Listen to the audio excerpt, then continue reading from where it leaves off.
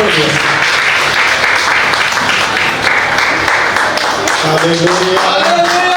Hallelujah.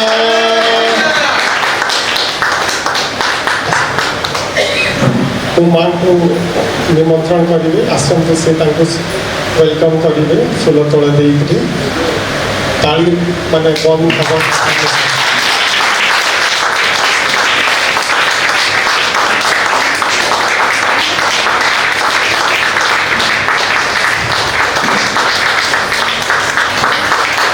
ताली बंद हम hallelujah hallelujah hallelujah hallelujah hallelujah hallelujah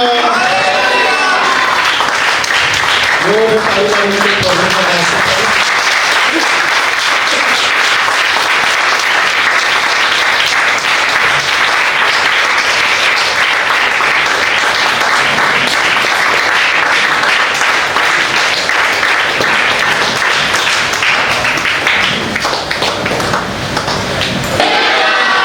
फिर आपटे कमी जाऊँगी जोर कहत हालेलुया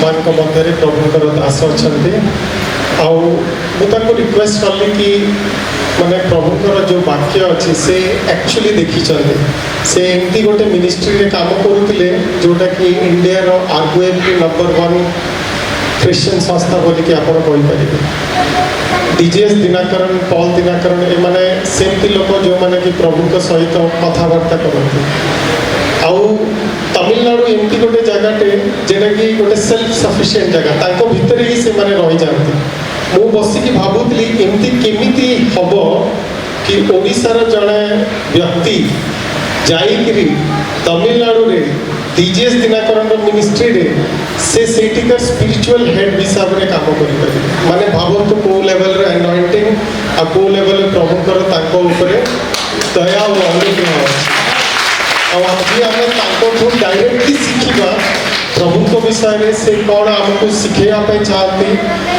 एटा बहुत गर्व और ऑनर कथा कई मिस करते ना ये अपॉर्चुनिटी को मु रिक्वेस्ट करी सर को से आसवे आम जो वाक्य नहीं करी आसछन्ते से आम को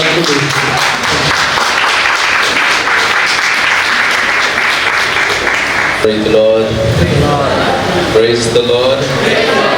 प्रभु को गौरव हो अपने आज सुंदर समय पाई प्रभु को धन्यवाद देउछु सारी महिमा सारा आदर केवल परमेश्वर को मिले जिसका नाम यीशु मसीह है। हालेलुया। बोलो यीशु मसीह की, बोलो यीशु मसीह की। शिष्य माने कहले आकाश तले मनुष्य मान को मध्य कौन सी नाम दिया जाए नहीं जो नाम के परित्राण मिले केवल गोटे नाम जानते हो उसका नाम जीसस जीसस यीशु मो मोर सब मने पड़े जड़े मोर बंधु से नुआ नुआ ही प्रभु को ग्रहण करते यीशु को ग्रहण करते अन्य विश्वास मतरू आ जो यीशु को नाम नौले से एमती छिड़ा होते जीसस कहले एमती छिड़ा आमती जो छिड़ा होते पंजारे छिड़ा होते 4-5 जन एमती दबे पारु न बुझिपारे यीशु को नाम से शक्ति अच्छे। हालेलुया। जितने लोग विश्वास करते हैं जोरदार एक ताली बजा।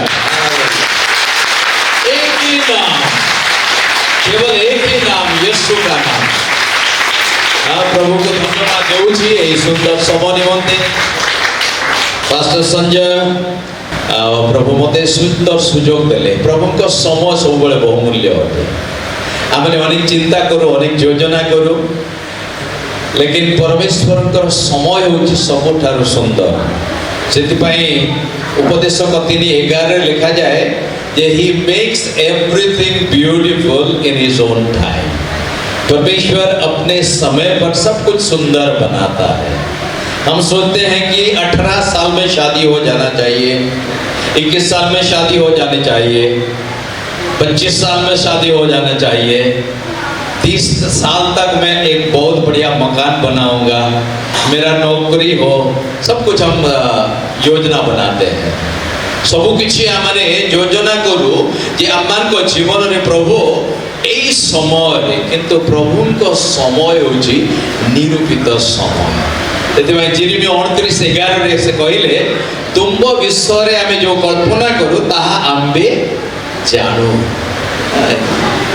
ये जड़े बाइबल आउ माइक सहित थे पढ़वे साहाय्य करेंगे शीघ्र बाहर करके हिंदी ओडिया इंग्लिश यही 3टा भाषा मो भल भाव में बुझे जदि बंगाली अच्छा बंगाली पढ़ले भी बुझी आम ईश्वर वाक्य कारण मो विश्वास रे मो चिंताधारा रे एवं जो विश्व मो शिखी अच्छी जे यदि ईश्वर शक्ति अनुभव करने को चाहते जदि ईश्वर पराक्रम अनुभव करने को चाहते यीशु क्षमता जानिबा को चाहते तेबे वाक्य रे अछि।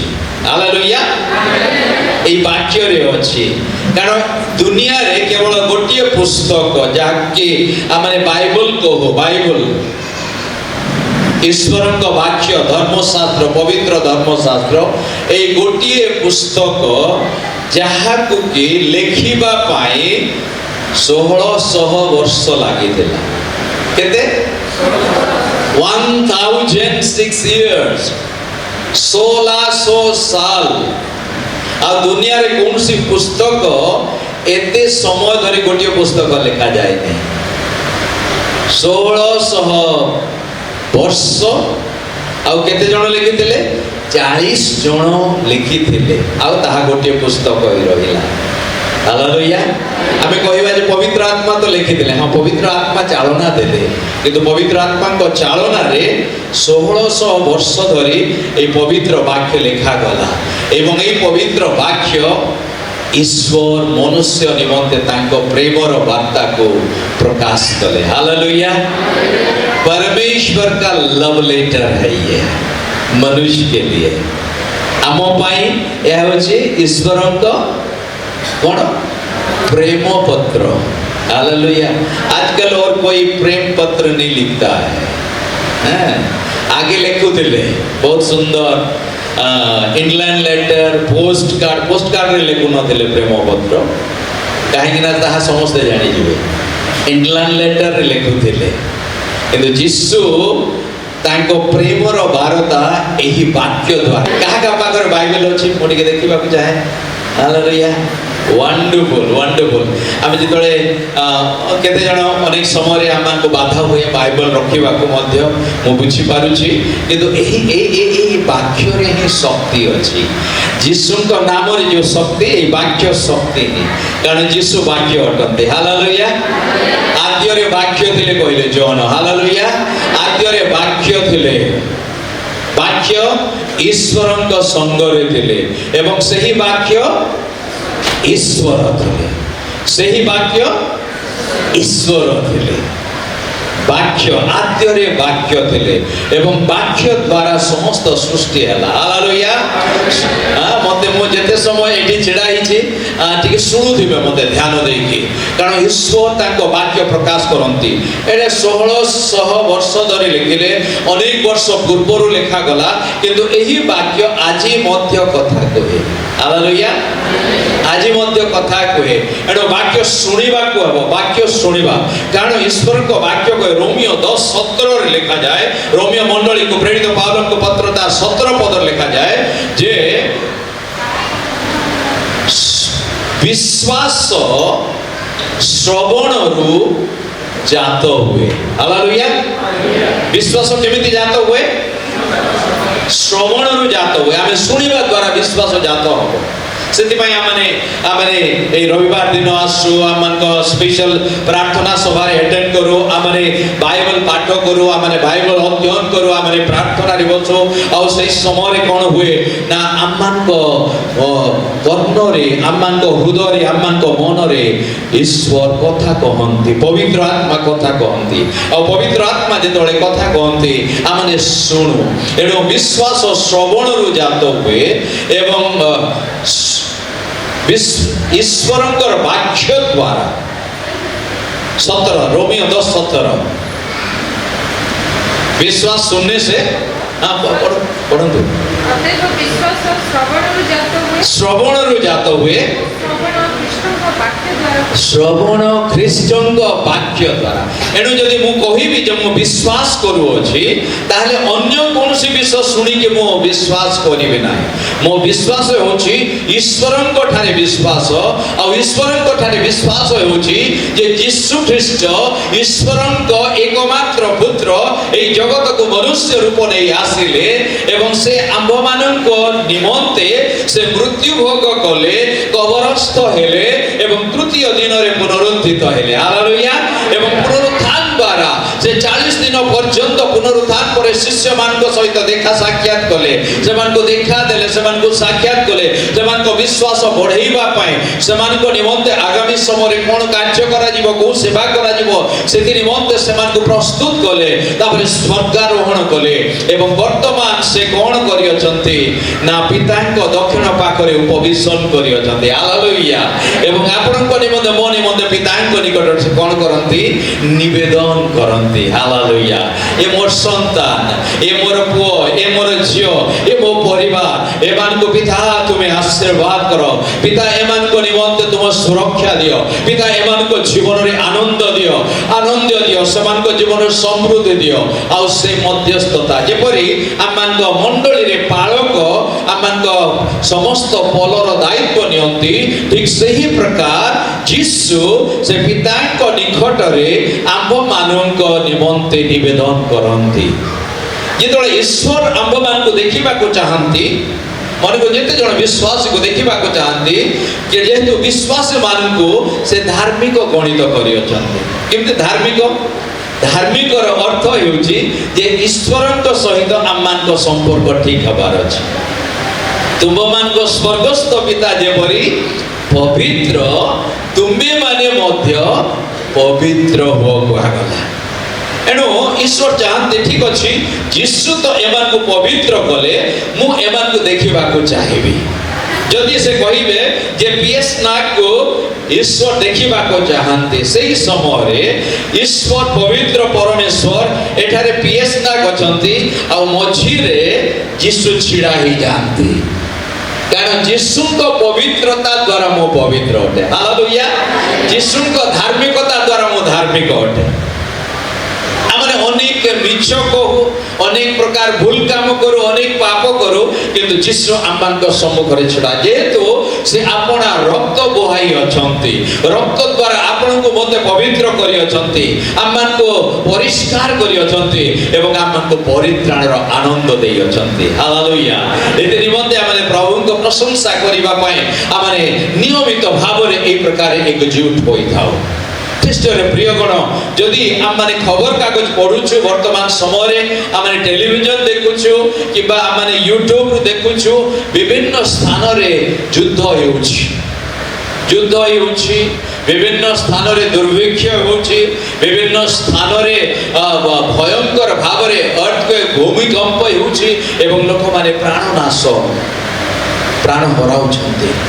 ଆଉ ସେହି ପ୍ରକାର ପରିସ୍ଥିତିରେ ଆମମାନଙ୍କ ମନରେ ଅନେକ ସମୟରେ ବିଚଳିତ ଭାବ ଆସିଯାଏ ଯେ ଦୁନିଆ ସରିଯିବ କି, ଦୁନିଆ ସରିଯିବ କି, ଦୁନିଆର ଏହି ପ୍ରକାର ଅବସ୍ଥାରେ ଆମେ କିପରି ଚଳିବୁ, ଆମେ କିପରି ଆଗକୁ ବଢ଼ିବୁ, କୋଉ ପ୍ରକାର ଆମମାନଙ୍କ ଛୋଟ ପିଲାମାନେ ସେମାନଙ୍କ ଭବିଷ୍ୟତ ଜୀବନରେ ସେମାନେ ଆଗକୁ ବଢ଼ିବେ, ସେମାନଙ୍କ ଚାକିରି, ସେମାନଙ୍କ ପାଠପଢ଼ା, ସେମାନଙ୍କ ଆଗାମୀ ଭବିଷ୍ୟତ ଜୀବନ କୋଉ ପ୍ରକାର ସୁରକ୍ଷିତ ହେବ, ଆମମାନଙ୍କ ମନରେ ଚିନ୍ତା ଆସେ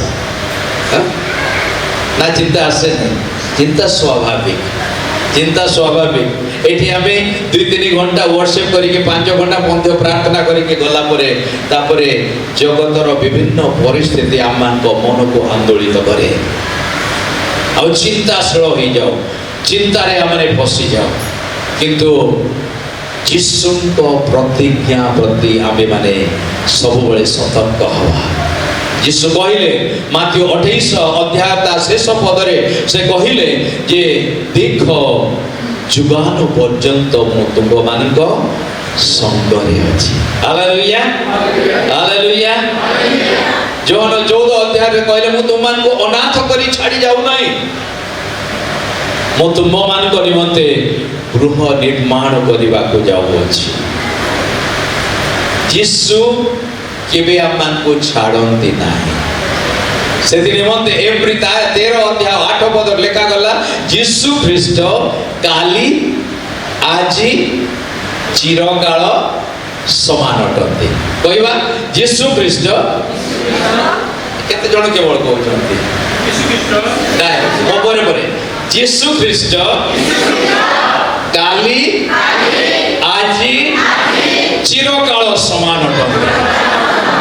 ତାଙ୍କ କେବେ ପରିବର୍ତ୍ତନ ହୁଏ ନାହିଁ। ଅନାଦି କାଳରୁ ଅନନ୍ତ କାଳ ପର୍ଯ୍ୟନ୍ତ ସେ ପରମେଶ୍ୱର ଅଟନ୍ତି। ହାଲେଲୁୟା।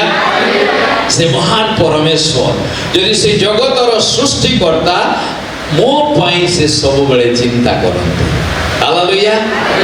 এই বিশ্বাস କରିବାକୁ ସେଥିପାଇଁ କୁହାଗଲା ଯେ ବିଶ୍ୱାସ ଶ୍ରବଣରୁ ଜାତ ହୁଏ ଏବଂ ଶ୍ରବଣ ଖ୍ରୀଷ୍ଟଙ୍କ ବାକ୍ୟ ଦ୍ୱାରା ହୁଏ। ହାଲେଲୁୟା। ଏଣୁ ଈଶ୍ୱରଙ୍କ ବାକ୍ୟ ମୁଁ ସବୁବେଳେ ଆପଣମାନଙ୍କୁ ଉତ୍ସାହିତ କରିବି, ଯେତେବେଳେ ଆପଣମାନଙ୍କୁ ସୁଯୋଗ ମିଳୁଛି। ଆଜିକାଲି ତ ଫୋନ୍ ଆସିଗଲା, ଫୋନ୍ରେ ୟୁଟ୍ୟୁବ ଫେସବୁକ୍ ଅପେକ୍ଷା ଏହି ସ୍ଥାନରେ ବାଇବଲ ରଖନ୍ତୁ, ବାଇବଲ ଆପ୍ ରଖନ୍ତୁ ଏବଂ ଯେଉଁ ଅଡ଼ିଓ ବାଇବଲ ରଖନ୍ତୁ ଆଉ ଶୁଣନ୍ତୁ। ଯେଉଁମାନେ ପଢ଼ିପାରନ୍ତି ନାହିଁ ସେମାନେ ଶୁଣନ୍ତୁ। ମାଥ୍ୟୁ ଲିଖିତ ସୁସମାଚାର ଓ ପଢ଼ନ୍ତୁ, ଗୀତ ସଂଗୀତା ଆଉ ଶୁଣନ୍ତୁ, କାରଣ ଶ୍ରବଣ କରିବା ଦ୍ୱାରା ବିଶ୍ୱାସ ଜାତ ହେବ। ଆମେ ଜଗତକୁ ଦେଖିବା ସନ୍ଦେହ ଜାତ ହେବ। ପରେ ମୁଁ କହିବାକୁ ଯାଉଛି, ଗୋଟିଏ ଏମିତି ଘଟଣା ହେଲା ଯେ ଯୀଶୁ ପର୍ବତ ଉପରେ ଅଛନ୍ତି, କିନ୍ତୁ ଶିଷ୍ୟମାନେ ଏଠାରେ ବାଦାନୁବାଦ କରୁଅଛନ୍ତି। ତଳେ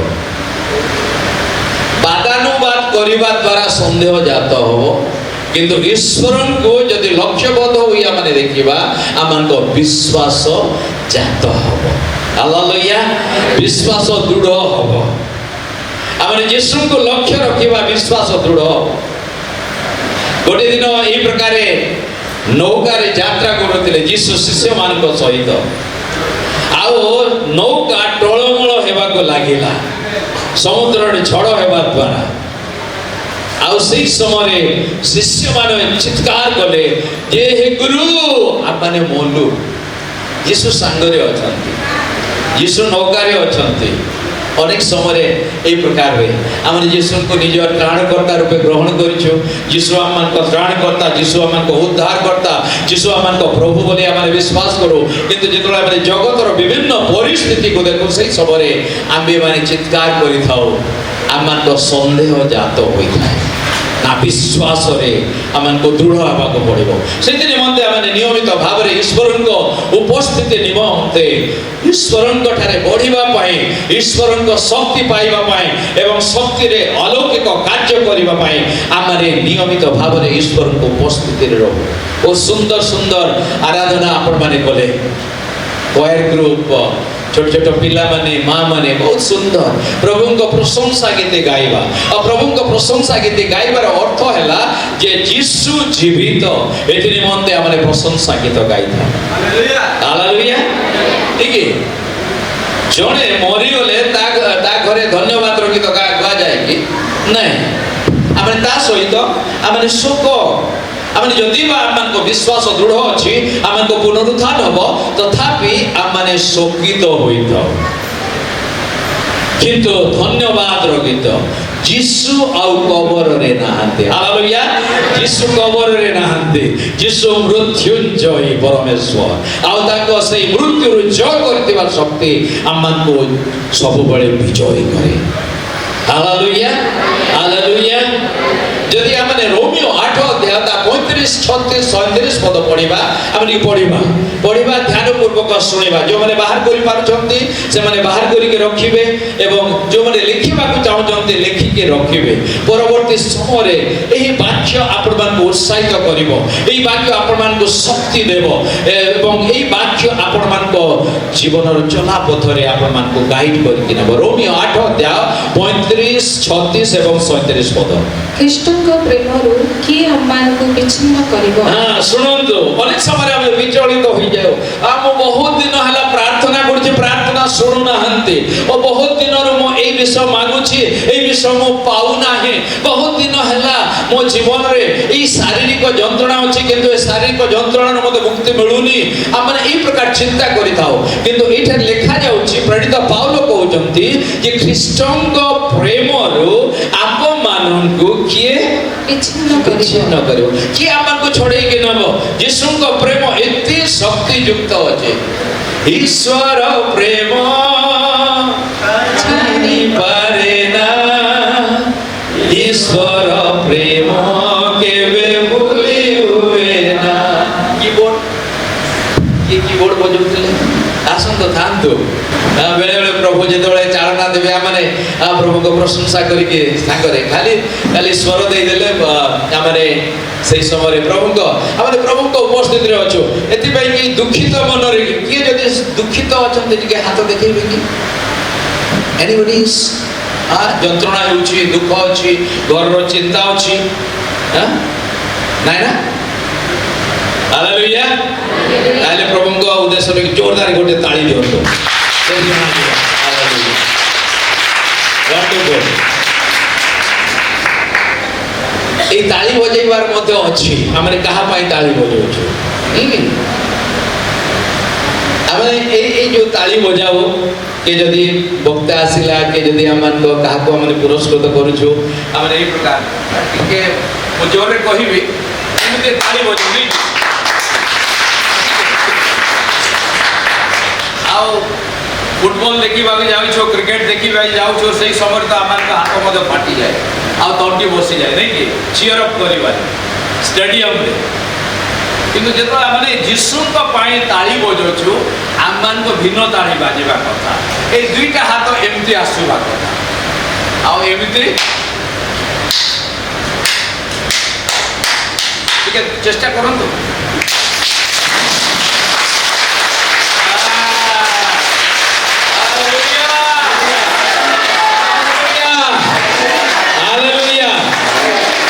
God bless you.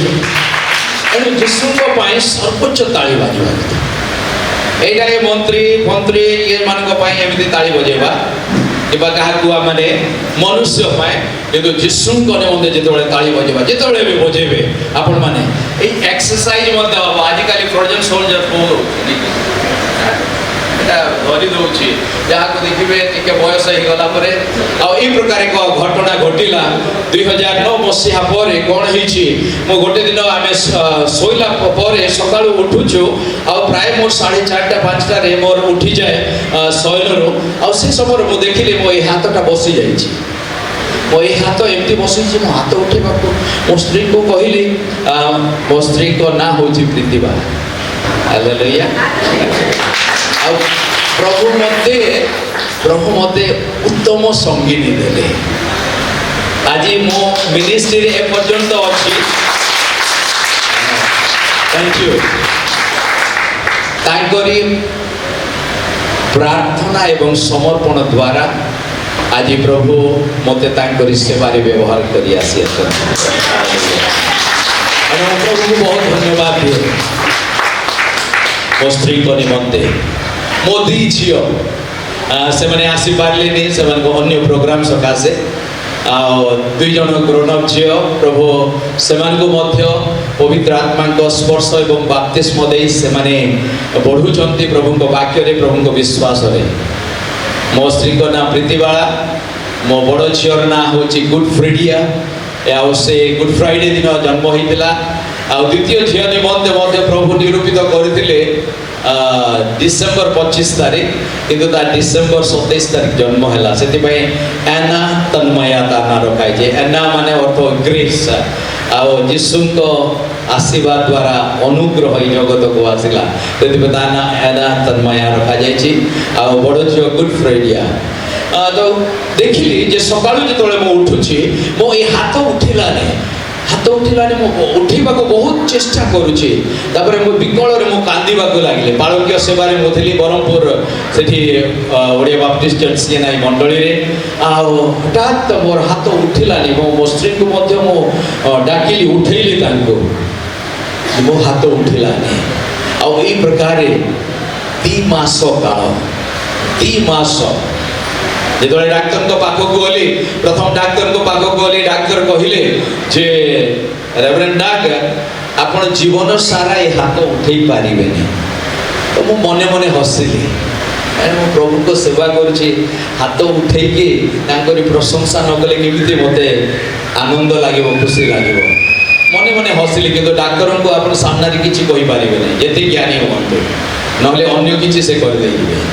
ତାପରେ ସେ କହିଲେ ଯେ ଆପଣ ନେକ୍ସଟ ଡେରେ ଆସନ୍ତୁ, ଆଉ ଏଠି ଯେଉଁ ହ୍ୱିଲଟା ଅଛି, ଗୋଟେ ଚକ ଭରିଥାଏ ଏକ୍ସରସାଇଜ ପାଇଁ, ତାକୁ ବୁଲାନ୍ତୁ। ପ୍ରଥମ ଦିନ ଗଲି, ମୁଁ ବୁଲେଇବାକୁ ଲାଗିଛି, ଆଉ କେତେ ଥର ବୁଲେଇଛି, ତାପରେ ତାହା ଭାଙ୍ଗିଗଲା। ମନେ ମନେ ବହୁତ ଖୁସି ହେଲି। ହସ୍ପିଟାଲ, ସରକାରୀ ହସ୍ପିଟାଲର ଅବସ୍ଥା ସେଇ ପ୍ରକାର ଆଗରୁ ଥିଲା। ତାପରେ 2 ମାସ କାଳ ଡାକ୍ତର ପରାମର୍ଶ ଦେଲେ ସର୍ଭାଇକାଲ କଲାର ଲଗେଇବା ପାଇଁ। ତାପରେ ମୁଁ ଏଲୋପାଥିକ୍ ମେଡିସିନ ଆଉ କରିନି, ହୋମିଓପାଥିକ୍ ଡକ୍ଟର ପାଖକୁ ମଧ୍ୟ ଗଲି, କିନ୍ତୁ 2 ମାସ କାଳ ମୁଁ 5 ମିନିଟ୍ ପାଇଁ ମଧ୍ୟ ଶୋଇପାରୁନଥିଲି। ଦିନରେ 5 ମିନିଟ୍ ମଧ୍ୟ ଶୋଇପାରୁନଥିଲି। କିନ୍ତୁ ଗୋଟେ ଦିନ ପ୍ରଭୁ ଯେତେବେଳେ ଟେବୁଲରେ ଅଛି, ରୁଟି ବଣ୍ଟା ଗଲା, ଆଉ ପାନ ପାତ୍ର ଉଠେଇକି 40କୁ ଉଠେଇକି ଏମିତି ମୋ ହାତ ଏମିତି ଭାରା ଦେଇଛି, ଆଉ ମୁଁ ପ୍ରାର୍ଥନା କରୁଛି। ଆଉ ସେଇ ସମୟରେ ମୁଁ ଏପରିକି ଜଣେ ଗୋଟେ ହିଲିଂ ଫେଷ୍ଟିଭାଲ ହେଇଥିଲା ଭୁବନେଶ୍ୱରରେ, ଷ୍ଟୁଆର୍ଟ ସ୍କୁଲ ଭିତରେ। ରେଭରେଣ୍ଡ ପିଟର ୟାଙ୍ଗରିନ୍ କହିକି ଆସିଥିଲେ, ସେଇ ସମୟରେ ମଧ୍ୟ ଆସିଥିଲି। ଅନ୍ୟ ଲୋକମାନେ ସେମାନଙ୍କ ସେଇ ଷ୍ଟ୍ରେଚର ସବୁ ଛାଡ଼ିକି, ହ୍ୱିଲ୍ ଚେୟାର ଛାଡ଼ିକି ସେମାନେ ପଢ଼ଉଥିଲେ ସୁସ୍ଥ ହେଇକି, କିନ୍ତୁ ମୋର ସୁସ୍ଥତା ହେଇନଥିଲା। କିନ୍ତୁ ପ୍ରଭୁଙ୍କ ନିରୂପିତ ସମୟରେ 2 ମାସ ପରର କଥା, ଆଉ ପ୍ରଭୁ ସମୟରେ, ପ୍ରଭୁ ତୁମେ ତ ସମସ୍ତଙ୍କ ନିମନ୍ତେ ଆପଣା ରୁଧିର ଢାଳିଲ, ସମସ୍ତଙ୍କ ପାଇଁ ପ୍ରାଣ ଦେଲ, ଆଉ ଏଇ ପ୍ରକାର ଗୋଟିଏ ହାତରେ ମୁଁ ରହିବି। କାହିଁକିନା ମୁଁ ଯଦି ସର୍ଭାଇକାଲ କଲର ଲଗେଇକି ଲୋକମାନଙ୍କ ପାଇଁ ପ୍ରାର୍ଥନା କରିବାକୁ ଯିବି, ବିଶ୍ୱାସ କରିବେନି, ପାଷ୍ଟର ନିଜେ ତ ଦୁର୍ବଳ, ମୋ ପାଇଁ କ'ଣ ପ୍ରାର୍ଥନା କରିବ। କିନ୍ତୁ ସେଇଦିନ ମୁଁ ଦେଖୁଛି ଏତିକି ଉଠିଛି 40, ଧୀରେ ଧୀରେ ଧୀରେ ଧୀରେ ଧୀରେ ଉଠିଲା, ଆଉ ଆଜି ପର୍ଯ୍ୟନ୍ତ ପ୍ରଭୁ ଏଇ ହସ୍ତକୁ ଯୀଶୁଙ୍କ ନାମରେ ଶକ୍ତି, ହାଲେଲୁୟା। ଯୀଶୁଙ୍କ ନାମରେ ସୁସ୍ଥତା, ହାଲେଲୁୟା। ଯୀଶୁଙ୍କ ନାମରେ ଡେଲିଭରେନ୍ସ, ହାଲେଲୁୟା। ଯୀଶୁଙ୍କ ନାମରେ ସମସ୍ତ ସମସ୍ୟାର ସମାଧାନ ହୋଇଯାଏ, ହାଲେଲୁୟା। ଏଣୁ ଗୋଟିଏ ନାମ କହିଲେ ଯେଉଁ ଶିଷ୍ୟମାନେ ଭୟଭୀତ ହୋଇ ସେ କବାଟ ବନ୍ଦ କରିକି ରୁଦ୍ଧ କୋଠରୀ ମଧ୍ୟ ରହୁଥିଲେ, ସେମାନେ ବାହାରିଲେ। ଆଉ ଯାଜକମାନଙ୍କ ସାମ୍ନାରେ, ଆଉ ଯେଉଁମାନେ ମହାସୟମାନେ ଥିଲେ, ଯେଉଁମାନେ ହାକିମ ମାନେ ଥିଲେ, ସେମାନଙ୍କ ସମ୍ମୁଖରେ କହିବାକୁ ଗଲେ ଯେ କେବଳ ଗୋଟିଏ ନାମ, ଆଉ ସେଇ ନାମ ହେଉଛି ଯୀଶୁଙ୍କ ନାମ, ହାଲେଲୁୟା। ସେଇ ଯୀଶୁଙ୍କ ନାମରେ ଆମ୍ଭମାନଙ୍କ ନିମନ୍ତେ ସବୁ ପ୍ରକାର ଉତ୍ତର ଅଛି। ଅନେକ ଭାବନ୍ତି ଯେ ଯୀଶୁଙ୍କୁ ଗ୍ରହଣ କଲା ପରେ ଜ୍ୱର ହବ ନାହିଁ, ଯୀଶୁଙ୍କୁ ଗ୍ରହଣ କଲା ପରେ ଆଉ କୌଣସି ସମସ୍ୟା ହବ ନାହିଁ। ନା ନା ନା ନା, ଜଗତରେ ଅଛୁ ସମସ୍ୟା ଦେଇଯିବା, କିନ୍ତୁ ଯୀଶୁଙ୍କ ନାମରେ ଆମମାନଙ୍କ ବିଜୟ ଅଛି। ସେଥିପାଇଁ ଆମେ ପଢିଲୁ ଯେ ଖ୍ରୀଷ୍ଟଙ୍କ ପ୍ରେମରୁ ଆମ୍ଭମାନଙ୍କୁ କିଏ ବିଚ୍ଛିନ୍ନ କରିବ, ହାଲେଲୁୟା। ତାପରେ ପଢନ୍ତୁ, କି କ୍ଲେଶ ଦେବ, କି ସଂକଟ, କି କ୍ଲେଶ, କି ସଂକଟ, କି ତାଡ଼ନା, କି ଦୁର୍ଭିକ୍ଷ, କି ଦୁର୍ଭିକ୍ଷ, କି ଉଲ୍ଲଙ୍ଘତା, କି ଉଲ୍ଲଙ୍ଘତା, କି ବିପଦ, କି ବିପଦ, କି ଖଡ୍ଗ, କି ଖଡ୍ଗ, ଯେପରି ଲେଖା ଅଛି, ତୁମ ନିମନ୍ତେ ଆମ୍ଭେମାନେ ସମସ୍ତ ଦିନ ନିହତ ହେଉଛୁ, ସମସ୍ତ ଦିନ ନିହତ ହେଉଛୁ, ସମସ୍ତ ଦିନ ତାଡ଼ନା ପ୍ରାପ୍ତ ହେଉଛୁ, ସମସ୍ତ ଦିନ କ୍ଲେଶ ଭୋଗୁଛୁ। ବିଭିନ୍ନ ସମୟରେ ଆମମାନଙ୍କ ଜୀବନରେ ଉତ୍ଥାନ ପତନ ହେଉଅଛି। ଆମ୍ଭେମାନେ ବଧଯୋଗ୍ୟ ମେଷ ପରି ଗଣିତ ହେଉଅଛୁ, ଓ ବଧଯୋଗ୍ୟ ମେଷ ପରି ଗଣିତ ହେଉଅଛୁ। ତାପରେ ତଥାପି ଆମ୍ଭମାନଙ୍କୁ ପ୍ରେମ କଲେ, ଯେ ଆମମାନଙ୍କୁ ପ୍ରେମ କଲେ, ତାହାଙ୍କ ଦ୍ୱାରା ଆମ୍ଭେମାନେ ଏହି ସମସ୍ତ ବିଷୟରେ ସର୍ବୋତ ଭାବେ ବିଜୟୀ ଅଟୁ। ହାଲେଲୁୟା। ଆମେ ସମସ୍ତେ କହିବା କି ଆମେ ସମସ୍ତେ ସର୍ବୋତ ଭାବେ ବିଜୟୀ ଅଟୁ। কি ক্লেশ, কি উଲ୍ଲঙ্ঘତା, কি দুর্ଭିକ୍ষ, কি ତାଡ଼ନା এই সমস্ত ଖ୍ରୀଷ୍ଟଙ୍କ ପ୍ରେମରୁ ଆମକୁ ବିଚ୍ଛିନ୍ନ କରିପାରିବ ନାହିଁ, କାରଣ ତାଙ୍କରି ପ୍ରେମ ଏତେ ମହାନ ଅଟେ। ହାଲେଲୁୟା। ତାଙ୍କରି ପ୍ରେମ ମହାନ ଅଟେ। ତାଙ୍କରି ପ୍ରେମ ଆମମାନଙ୍କୁ ବିବଶ କରେ ତାଙ୍କ ସମ୍ବନ୍ଧରେ କହିବା ପାଇଁ, ସୁସମାଚାର ପ୍ରଚାର କରିବା ପାଇଁ, ଯୀଶୁଙ୍କ ବିଷୟରେ କହିବା ପାଇଁ। ଯୀଶୁ ଯେ ମହାନ ମୋର ରକ୍ଷକ, ପ୍ରତିପାଳକ, ମୋ ସୁସ୍ଥକାରୀ। 2009 ପରେ ଆଜି ପର୍ଯ୍ୟନ୍ତ ପ୍ରଭୁ ମୋତେ ଏଇ ହସ୍ତ, ଯୋଉ ଡାକ୍ତର କହିଲେ ତୁମେ ଜିନ୍ଦଗୀ ଭର ହାତ ଉଠେଇ ପାରିବ ନାହିଁ, ଆଜି ହାତ ଉଠେଇକି ପ୍ରଭୁଙ୍କ ସେବା କରୁଛି। ହାଲେଲୁୟା। এই নাম ଯୀଶୁଙ୍କ ନାମ। ଏଣୁ ଖ୍ରୀଷ୍ଟଙ୍କ ପ୍ରେମରୁ ଆମକୁ କିଏ ବିଚ୍ଛିନ୍ନ କରି ନପାରେ। ଯେତେବେଳେ ଆମେ ଜଗତରେ ବିଭିନ୍ନ ପ୍ରକାର ସମସ୍ୟା ଦେଖୁଅଛୁ, କିନ୍ତୁ ଗୋଟେ ବିଷୟ କେବଳ ଆପଣମାନଙ୍କୁ ମୁଁ କହିବାକୁ ଚାହେଁ, କିନ୍ତୁ এই ବାକ୍ୟ ଆମେ ଶୁଣି ଆମେ ସେଇ ବାକ୍ୟ ଅନୁସାରେ ଜୀବନ କାଟିବାକୁ ହେବ। ହାଲେଲୁୟା। ଯଦି ବାକ୍ୟ ଆମେ ଶୁଣୁଛୁ, ବାକ୍ୟ ଅନୁସାରେ ଜୀବନ କାଟୁନାହୁଁ, ତାହେଲେ ବୃଥା ହେବ। କିନ୍ତୁ ଯୀଶୁ ଚାହାନ୍ତି ଯିଏ ମୋହର ଆଜ୍ଞା ପାଳନ କରେ ବା ମୋହର ବାକ୍ୟ ଶୁଣି ତାହା ପାଳନ କରେ, ସେ ମୋତେ ପ୍ରେମ କରେ କହିଲେ। ଯୀଶୁଙ୍କ ପ୍ରେମ କୋଉ ପ୍ରକାର ଜଣାଯିବ? ଯେତେବେଳେ ତାଙ୍କ ବାକ୍ୟ ଅନୁସାରେ ଆମେ ଜୀବନ କାଟିବା। ଯୀଶୁଙ୍କ ପ୍ରେମ କୋଉ ପ୍ରକାର ପ୍ରକାଶ ପାଇବ? ଯେତେବେଳେ ବାକ୍ୟ ଅନୁସାରେ ଜୀବନ କାଟିବା। ସେଥିପାଇଁ ଯୋହନ 15 ଅଧ୍ୟାୟରେ ବହୁତ ସୁନ୍ଦର ଏକ ଦୃଷ୍ଟାନ୍ତ ଦେଇ କହିଲେ, ମୁଁ ପ୍ରକୃତ ଦ୍ରାକ୍ଷାଲତା, ପିତାମହର କୃଷକ କହିଲେ। ଆଉ ସେ ଗୋଟିଏ ଦ୍ରାକ୍ଷାଲତାର ଏକ ଚିତ୍ରକୁ ଦେଉଛନ୍ତି, ଏକ ଦୃଷ୍ଟାନ୍ତକୁ ଦେଉଛନ୍ତି। ଯଦି ଶାଖା ଗଛରେ ଲାଗି ନ ରହେ ତାହେଲେ ଫଳ ଫଳିବ ନାହିଁ। ଗଛ ଦେଖିଛନ୍ତି ସମସ୍ତେ? ଯଦି ଶାଖା କଟାଯିବ ଫଳ ଫଳିବ କି? ନା, ଗଛରେ ଲାଗିକି ରହିବାକୁ ହବ। ଲାଗିକି ରହିଲେ ତେବେ ସେ ଫଳ ଫଳିବ। ଖାଲି ଲାଗିକି ରହିଲେ ଫଳ ଫଳିବ ନାହିଁ। ସେଇ ଗଛର ଯତ୍ନ ନେବାକୁ ପଡ଼ିବ। ସେଇ ଗଛରେ ପାଣି ଦିଆଯିବ, ସେଇ ଗଛରେ ଖତ ଦିଆଯିବ, ଆଉ ତାରି ଯତ୍ନ ଯେତେବେଳେ ଦିଆଯିବ ତେବେ ତାହା ଫଳ ଫଳିବ। ଠିକ୍ ସେହି ପ୍ରକାର এই ବାକ୍ୟରେ ବଢ଼ିବା, ପ୍ରାର୍ଥନାରେ ବଢ଼ିବା, ଉପବାସରେ ସମୟ କାଟିବା, ଏହା ଆମ୍ଭମାନଙ୍କ ନିମନ୍ତେ ସେଇ ଖତ ଏବଂ ସାର ଏବଂ ପାଣି ଏବଂ ସେଇ ସନଲାଇଟ୍ ଦିଆଯାଏ, ଯଦ୍ୱାରା କି ଆମ୍ଭେମାନେ ଦିନ ପ୍ରତିଦିନ ବଢ଼ିବାରେ ଆମମାନେ ସକ୍ଷମ ହେଉ। ଆଉ ସେଥି ନିମନ୍ତେ ଆମମାନଙ୍କ ଜୀବନରେ এই ଜଗତରେ ଯେତେବେଳେ ବିଭିନ୍ନ ପ୍ରକାର ସମସ୍ୟା ଅଛି, ଆମ୍ଭମାନଙ୍କୁ ବଳବାନ ହେବାକୁ ପଡ଼ିବ। এই ଜଗତରେ ଆମମାନଙ୍କୁ ବନ୍ଧୁକ ଧରିକି ଲଢ଼େଇ କରିବାକୁ ହବନି। ଆମମାନଙ୍କୁ ଈଶ୍ୱରଙ୍କ ବାକ୍ୟ, ଯାହାକି ଆତ୍ମାଙ୍କ ଖଡ୍ଗ କୁହାଯାଏ। ଈଶ୍ୱରଙ୍କ ବାକ୍ୟ ଆତ୍ମାଙ୍କ ଖଡ୍ଗ। ଏଫେସିୟ 6 ଅଧ୍ୟାୟରେ ଆପଣମାନେ ଲେଖିପାରିବେ, ପଢ଼ିପାରିବେ ପରବର୍ତ୍ତୀ ସମୟରେ। ଆତ୍ମାଙ୍କ ଖଡ୍ଗ ହେଉଛି ଈଶ୍ୱରଙ୍କ ବାକ୍ୟ। ଆଉ ସେଇ ଈଶ୍ୱରଙ୍କ ବାକ୍ୟରେ ଯେତେବେଳେ ଆମେ ନିଜ ନିଜକୁ ଗଢ଼ିବା, କାରଣ ବାକ୍ୟ ଜୀବନ ଅଟେ, ବାକ୍ୟ ଯୀଶୁ ଅଟନ୍ତି। ଏଣୁ ସେଇ ବାକ୍ୟରେ ଆମମାନଙ୍କ ଜୀବନରେ ବଢ଼ିବାକୁ ହବ। ଏଥିପାଇଁ ପ୍ରେରିତ ପାଉଲ କଲୋସିୟ ମଣ୍ଡଳୀକୁ 3 ଅଧ୍ୟାୟ ତାରି 16 ପଦରେ କହିଲେ। କଲୋସିୟ 3 ଅଧ୍ୟାୟ 16 ପଦରେ ସେ କହୁଛନ୍ତି ଯେ ତୁମମାନଙ୍କ ଜୀବନରେ କ'ଣ ବୃଦ୍ଧି ପାଉ? ବାକ୍ୟ ପ୍ରଚୁର ରୂପେ ବୃଦ୍ଧି ପାଉ। ହାଲେଲୁୟା। ପ୍ରଭୁ କ'ଣ ଚାହାନ୍ତି? ଆମ୍ଭମାନଙ୍କ ଜୀବନରେ ବାକ୍ୟ ଯେପରି ବୃଦ୍ଧି ପାଇବ, ବାକ୍ୟ ବଢ଼ିବ। ଖାଲି ଶୁଣିବା ନାହିଁ, ଆମମାନଙ୍କ ହୃଦୟରେ ରଖିବାକୁ ପଡ଼ିବ। ଆଉ ହୃଦୟରେ ଯେତେବେଳେ ରଖିବା, ଆମମାନଙ୍କ ଜୀବନରେ ବୃଦ୍ଧି ପ୍ରାପ୍ତ ହେବା ବାକ୍ୟ ଦ୍ୱାରା, ଏବଂ ସେହି ବାକ୍ୟ ଆମ୍ଭମାନଙ୍କୁ ସତେଜ କରିବ, ସକ୍ଷମ କରିବ, ଆମମାନଙ୍କୁ ଶକ୍ତିଯୁକ୍ତ କରିବ, ଏବଂ ତାହାଙ୍କ ଗୌରବ ସକାଶେ ଆମ୍ଭେମାନେ ଏହି ଜଗତର ସମସ୍ତ ମନ୍ଦତା ବିରୁଦ୍ଧରେ ତାଙ୍କ ବାକ୍ୟ ସାହାଯ୍ୟରେ ଆମେ ଲଢ଼ିପାରିବା। 3:16 କଲୋସିୟ 3:16। ଖ୍ରୀଷ୍ଟଙ୍କ ବାକ୍ୟ ପ୍ରଚୁର ଭାବେ ତୁମମାନଙ୍କ ଠାରେ ବାସ କରୁ। ବାକ୍ୟ ବାସ କରିବାକୁ ଅଛି। ଏଇ ଅନ୍ୟ ଆମେ ଜାଗତିକ ବିଷୟ କ'ଣ କରିବା? ଏଇ କାନରେ ଶୁଣିବା ଆଉ ଏଇ କାନରେ ଛାଡ଼ିଦେବା। କିନ୍ତୁ ଈଶ୍ୱରଙ୍କ ବାକ୍ୟ କାନରେ ଶୁଣି ସିଧା ଆମମାନଙ୍କ ହାର୍ଟ ମଧ୍ୟକୁ ନେବା, ହୃଦୟ ମଧ୍ୟକୁ ନେବା, ତେବେ ବାସ କରିବ।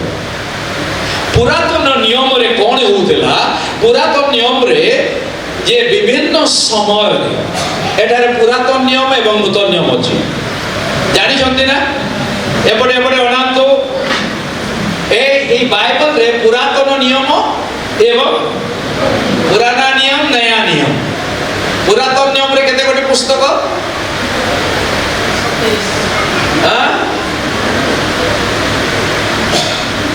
39 3 ଆଉ ନୂତନ ନିୟମରେ 27 ଏମିତି ହେଇକି 66 ପୁସ୍ତକ ଆମେ ବାଇବେଲରେ ଦେଖୁଛୁ। अच्छा पुरातन नियम रे जब लिखा जाए जे यीशुଙ୍କ आगमन पूर्वर यीशु न आसीबा पूर्वर सेते बेले कोन होतिला ईश्वर अपन आत्मा जने व्यक्ति को ऊपर अधिष्ठान करौथिले आ सेही व्यक्ति कोन करथिले जो गोटे देश पाई गोटे जाति पाई बा कोनसी उद्देश्य निमंते सेही व्यक्ति को से मनन करूथिले एवं अभिषेक करूथिले एवं अभिषेक करिबा द्वारा सेमान को जीवन रे कोन आसुथिला से सेही लोक मान को उद्धार करथिले। मूसा को नाम सुनी छंती मूसा सारा इस्राएल मान को उद्धार अब्राहम से प्रकार जने व्यक्ति थिले नोह से प्रकार जने व्यक्ति थिले याकूब से प्रकार एक व्यक्ति थिले विचार करता रे हमने देखिबा को पाउछु जे विचार करता रे विभिन्न व्यक्ति माने से माने इस्राएल मान को उद्धार निमंते ईश्वर को आत्मा आसला एनु ईश्वर को आत्मा आसुथिला आ अभिषेक करूथिला एवं सही व्यक्ति को ईश्वर व्यवहार करूथिले किंतु जेते बेले हमने जिसाई भाववादी से दर्शन देखु अछंती 11 अध्याय रे कहू अछंती जिसाय 11 अध्याय ता 2 पद को हमने पढिबा जिसाई भाववादी को पुस्तक पुरातन नियम रे 11 अध्याय ता 2 पद पढिबा पुनी सदा प्रभुकर आत्मा हां एटे सुनंतु पुनी सदा प्रभुकर आत्मा ज्ञान ज्ञान ओ विवेचनार आत्मा मंत्रणा ओ पराक्रमर आत्मा बुद्धि ओ सदा प्रभु विषय को भयर आत्मा ताहांक ठारे अधिष्ठान करिवे एठी कोन हला जिसाई भाववादी से प्रतिज्ञा करि कहउछंती जे आउ एमिति आत्मा आसीबो जीव एमिति न मात्र आत्मा अधिष्ठान करिवो एने अनेक समय आत्मा को फल विषय सुनिचंती आत्मा को फल प्रेम आनंद गालात्य 3 अध्याय 22 एवं 23 पद रे परवर्ती समय पढिबे आत्मा को फल आमान को जीवन रे आत्मा को फल फलिबा को हबो आम जितले हमरे आगु को बढ़ुछु आमने आत्मा को पवित्र आत्मा को फल फलिबा को हबो पवित्र आत्मा को फल होची प्रेम आनंद शांति बाहर करंतो गालातिय 5 अध्याय हम जने शिक्षक तो अनेक समय आमने शिक्षा नहीं आमन को बलिष्ठ हवा को पड़िबो वाक्य से प्रेरित पाउल कहले तुमान को ठारे ख्रीष्टन को वाक्य प्रचुर रूपे बसती करू वास करू कारण वाक्य साहाय्य यीशु वाक्य साहाय्य परीक्षा रे उत्तीर्ण हेले जेतले शैतान यीशु को परीक्षा कला यीशु वाक्य व्यवहार कले एनु आमान को जो युद्ध ए मर्त्य विरोध रे ए जागतिक हथियार नहीं युद्ध करिबा ना आमान को ए वाक्य आत्मा को खड्ग दिया जाइछि ए वाक्य द्वारा आमाने कोन करिबा प्रत्येक परिस्थिति रो सम्मुखीन करिबा प्रेम कोन पढंतु आत्मा को पढ 5:22 गालातिया 5:22 किंतु आत्मा को फल प्रेम आनंद शांति कहिबा गोटे पर कहिबा भौणी कहिबे तांको परे आपण माने रिपीट करिवे किंतु आत्मा को फल समस्त कहिबा आनंद शांति शांति दीर्घ सहिष्णुता परोपकारिता भद्रता विश्वस्तता मृदुता आत्मसंयम ଏହି ସମସ୍ତ ବିରୁଦ୍ଧରେ କୌଣସି ବ୍ୟବସ୍ଥା ନାହିଁ। ଏହି ସମସ୍ତ ବିରୁଦ୍ଧରେ କୌଣସି ବ୍ୟବସ୍ଥା ନାହିଁ। ପ୍ରେମ ଏଣୁ ପରସ୍ପର ମଧ୍ୟରେ ଆମଙ୍କ ପ୍ରେମ ଦୃଢ଼ ଯେତେବେଳେ ଦେଖାଯାଏ ଆମେ ଜାଣିବା ଯେ ଆମେ ଯୀଶୁଙ୍କର। ଏ ପୃଥିବୀ ଜାଣୁ ଆମେ ଯୀଶୁଙ୍କର, ଆମେ ଯୀଶୁଙ୍କର। ଜାଣିଛନ୍ତି ନା ଏଇ ଗୀତ? ଓକେ ଗାଇବା। ହଁ, ଏ ପୃଥିବୀ ଜାଣୁ ଆମେ ଯୀଶୁଙ୍କର, ଆମେ ଯୀଶୁଙ୍କର। ଦେଖି ଆମ ପ୍ରେମ ଏ ଜଗତ ଜାଣୁ, ଦେଖି ଆମ ପ୍ରେମ ଏ ଜଗତ ଜାଣୁ, ଆମେ ଯୀଶୁଙ୍କର, ଆମେ ଯୀଶୁଙ୍କର। ଏ ପୃଥିବୀ ଜାଣୁ ଆମେ ଯୀଶୁଙ୍କର, ଆମେ ଯୀଶୁଙ୍କର। ଦେଖି ଆମ ପ୍ରେମ এই জগত জানো, আমার মধ্যে প্রেম। এথিপাই পবিত্র বাইবেলরে লেখা যাচ্ছে যে প্রেম নিষ্কপট। হালেলুয়া। কপটতার সহিত প্রেম করিবা নাই। প্রেম মানে নিষ্কপট হব। अंदर कुछ बाहर कुछ, ऐसा नहीं होना है। अंदर जैसा है बाहर ऐसा है। Clean love, pure love. ସେଥିପାଇଁ ଈଶ୍ୱରଙ୍କ ପ୍ରେମକୁ ଏ ପ୍ରେମର 4 ଗୋଟି ଶବ୍ଦ ବ୍ୟବହାର କରାଯାଏ। ଗ୍ରୀକ୍ ଭାଷାରେ ପ୍ରେମର 4 ଗୋଟି ଶବ୍ଦ ବ୍ୟବହାର କରାଯାଏ। ଏ ବାଇବେଲ ଲେଖାଯାଇଛି, ଇଂରାଜୀରେ ଲେଖାଯାଇନି, ଓଡ଼ିଆରେ ଲେଖାଯାଇନି। ଏ ବାଇବେଲ 2ଟି ଭାଷାରେ, ପୁରାତନ ନିୟମ ଲେଖା ଗଲା ଏବ୍ରି ଭାଷାରେ ଏବଂ ନୂତନ ନିୟମ ଗ୍ରୀକ୍ ଭାଷାରେ ଲେଖା ହେଇଛି। ଏଣୁ ଗ୍ରୀକରେ 4 ଗୋଟି ଶବ୍ଦ ବ୍ୟବହାର କରାଯାଏ ପ୍ରେମ ନିମନ୍ତେ। ଆଉ ଯୋଉଟା ଈଶ୍ୱରୀୟ ପ୍ରେମ, जो प्रेम किए, कारण ईश्वर जगत को एडे प्रेम कले जे से अपना अद्वितीय पुत्र को दान कले, जेपरि जे केही तांको ठारे विश्वास करे विनष्ट न होई अनंत जीवन प्राप्त हुए। जो प्रेम विषय लिखा जाउछि ताको आगापे कहा जाए। आगापे लव होउछि, आगापे प्रेम होउछि कोना त्यागपूत प्रेम, त्याग बलिदान निस्वार्थपर प्रेम, जोटा कि ईश्वर जीशुଙ୍କ ठारे प्रकाश कले।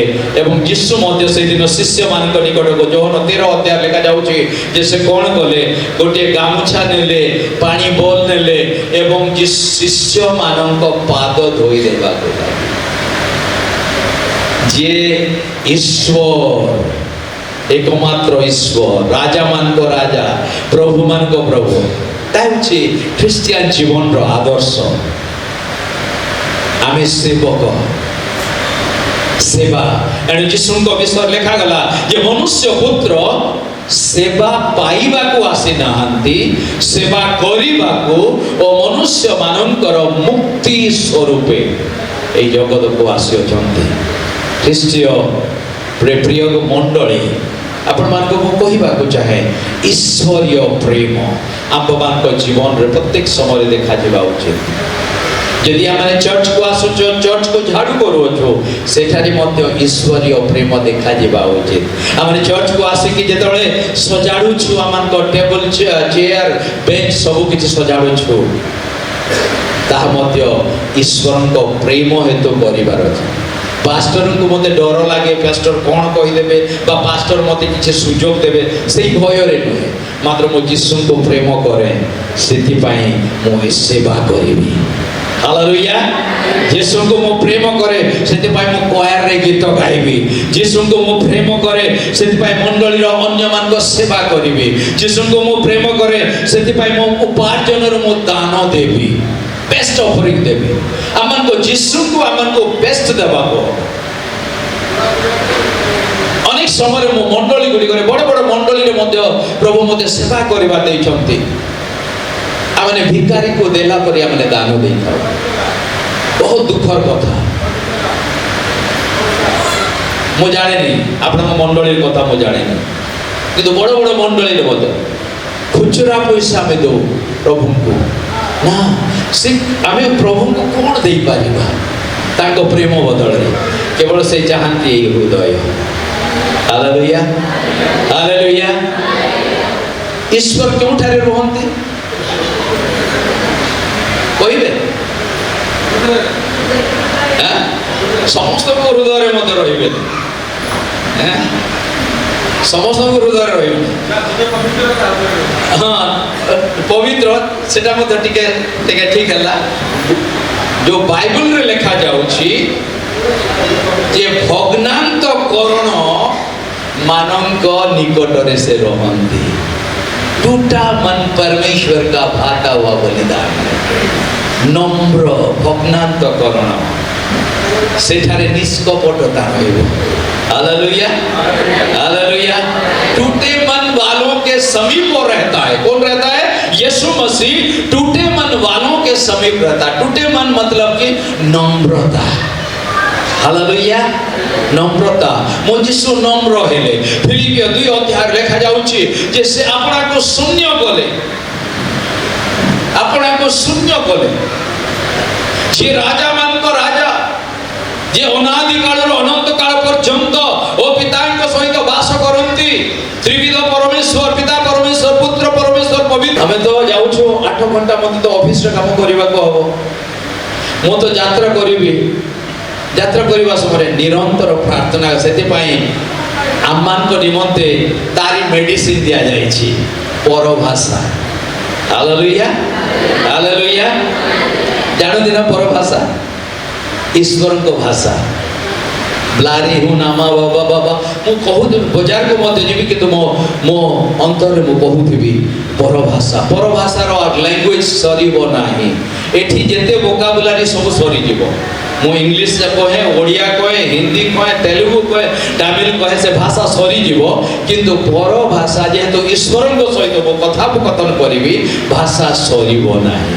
एणु निरंतर प्रार्थना करने परभाषा मत दि जाए एवं परभाषा द्वारा ईश्वर सहित मु कनेक्ट हेबी एवं ईश्वर मो जीवन में अद्भुत कार्य करेंगे। प्रभु कितने महान महान दास माने से जीवन में आम देखीचु।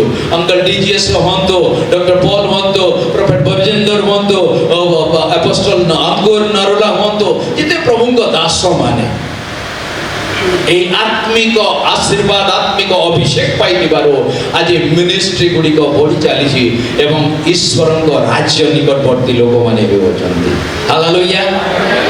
एणु आम निरंतर प्रार्थना करवा आत्मिक जीवन में आम आग को बढ़ा आम को शक्तियुक्त हवा को हम से यीशु कहले तुम मैंने कौन कर तुम्हें रुंड हो तुम्हें जाओ आ एकाग्र भाव में कौन कर प्रार्थना कर कहले जो से स्वर्गारोहण कले शिष्य मान को कहले एवं शिष्य मान मध्य 120 जन से ऊपर कोठरी रे एटा प्रथम अध्याय लिखा होछि प्रेरित क्रियार विवरण रे एपरिक मरियम माता मरियम मध्य से समय थिले एवं से माने जाई से माने प्रार्थना रे लागि रही छंती आ से समय से तळे यीशु प्रतिज्ञा दे दिले जे पवित्र आत्मा अधिष्ठान करन्ते तुमे माने शक्ति प्राप्त हो।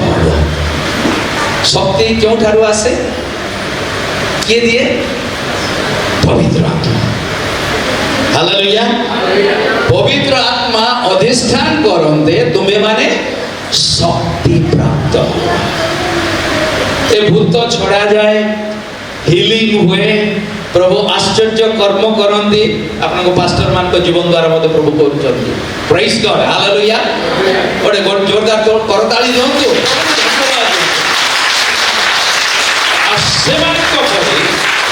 सेमान को बोली आपण मान को मध्य प्रभु व्यवहार करिवे। Hallelujah, hallelujah. समस्त को व्यवहार करबा को चाहंती कारण पवित्र आत्मा केवल जनक पाई नह जिथि जन यीशु को निज त्राणकर्ता रूपे ग्रहण करते से पवित्र अधिष्ठान करते पवित्र आत्मा से माने शक्ति प्राप्त होती। एणु प्रभु ठारे मते लागि रहिबा को हबो, प्रभु ठारे लागि रहिबा को हबो एवं ଏହା द्वारा मु जागतिक भाव रे शैतान सहित लड़ाई करि पारिबि नाही, मात्र आत्मिक जीवन रे मते बलिष्ठ हेबा को पड़िबो। द्वितीय कोरिन्थियो 10 अध्याय ता प्रथम 6 पद के जल्दी जल्दी पढ़िबा। ଦ୍ୱିତୀୟ କରନ୍ଥୀୟ 10 ଅଧ୍ୟାୟ ପ୍ରଥମ 6 ପଦ।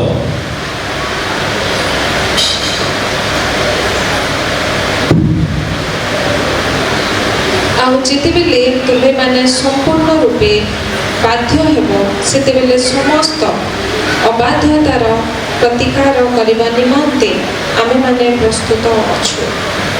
ଦ୍ୱିତୀୟ କରନ୍ଥୀୟ ପ୍ରଥମ 10 ଅଧ୍ୟାୟର ପ୍ରଥମ 2, 3, 4, 5, 6।